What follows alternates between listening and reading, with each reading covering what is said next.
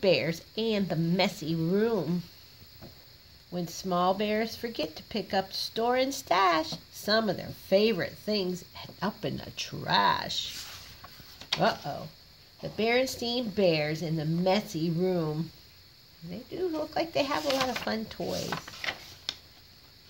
Well, from the outside, the bear's tree house, which stood beside a sunny dirt road deep in bear country, looked very neat and well kept.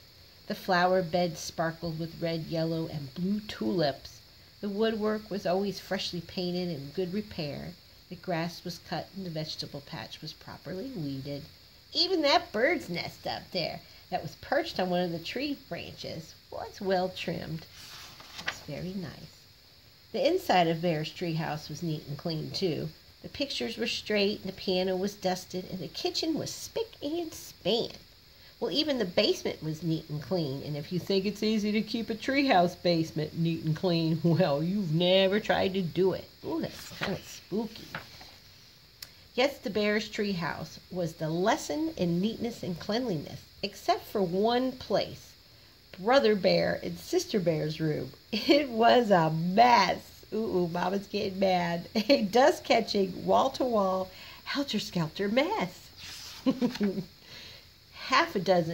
There was a half-done jigsaw puzzle gathering dust in the corner of the room, and a group of brothers' dinosaur models collected cobwebs on the other. Sister's stuffed animals were just everywhere. And as for the Cub's big storage closet, well, just be careful how you open it. It wasn't that brother and sister were naturally messy. They tried to keep their room straight. They did make their beds most of the time. And they swept and picked up once in a while. The trouble was, when they started cleaning up, they spent more time arguing than cleaning. How am I supposed to sweep with your dumb dinosaur toys all over the floor? Argued Sister. They're not toys, they're models. And don't move them. I'm working on a setup of the Paleocene age, Brother protested. Paleocene, schmeleocene, shouted Sister.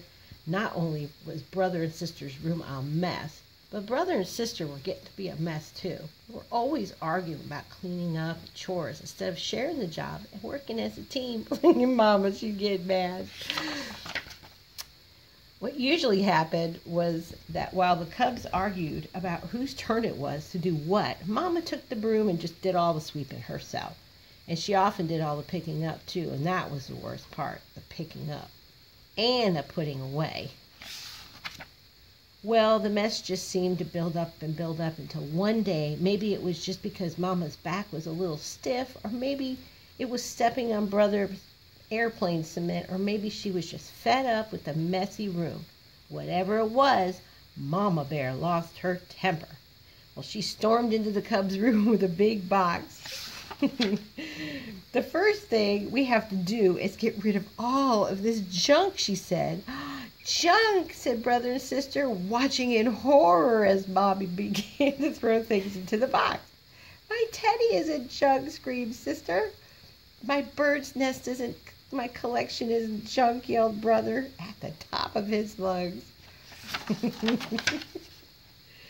The screaming and yelling got so loud that it reached Papa, who was in his workshop. He was putting together the finishing touches on a batch of chairs that had been ordered by one of his customers. He couldn't imagine what was wrong. So he hurried up the stairs and looked into the messy, noisy room. It didn't take a deep thinker to figure out what was going on. Look at Mama. Oh, she was mad. Quiet. Papa and Mama and the Cubs' attention. Papa got Mama's and the Cubs' attention and called a family meeting right then and there. Now, this mess is really built up in this room, he said. In fact, it's the worst case of messy buildup I've ever seen. And it isn't fair. It just isn't fair to your Mama and me because we got a lot of other things to take care of. And of course, it's not fair to you because you really can't have fun or relax in a room in such a terrible mess like your Mama. Oh. But Mama is putting all my things into a box, even my teddy, said Sister. And my things too, cried Brother. And then Papa got an idea. A box. Yes, he said. better yet, a lot of different kinds of boxes. A big toy box for your large toys. I can make one for you in my shop. And a bunch of small boxes for your collections and models. And how about one of those boards with holes and pegs and hanging things on it? Asked Sister. A pegboard, said Papa. Great idea. All this room needs is a little organization. A little organization and a few rules, added Mama. Rules about sweeping and less arguing and not leaving things to gather dust and cobwebs. Well, Papa sent to work making a big, fine toy box and a large pegboard. While the cubs and Mama sorted out toys, books, games, and puzzles, they put them into the boxes and fit neatly into the closet. Every box was clearly labeled. Some of the cubs' things did end up in Mama's big throwaway box. Not Sister's teddy, of course, but some of Brother's bird's nests, the crumbly ones that were falling apart. It was a very big job cleaning up all that messy buildup, but after a lot of straightening up and putting away, the job was finally finished. Wow, said Brother, that was quite a job, but it was worth it. It looks like a whole new room, said Sister. The cubs were right. Wow, it sure does. And Papa had been right, too. It was so much more enjoyable to live in a neat, clean, and well-organized room, and so much more relaxing. It wasn't as exciting to open up the big storage closet now, but it was much more practical and a lot more fun. Look at that. The end. Thank you for reading with me.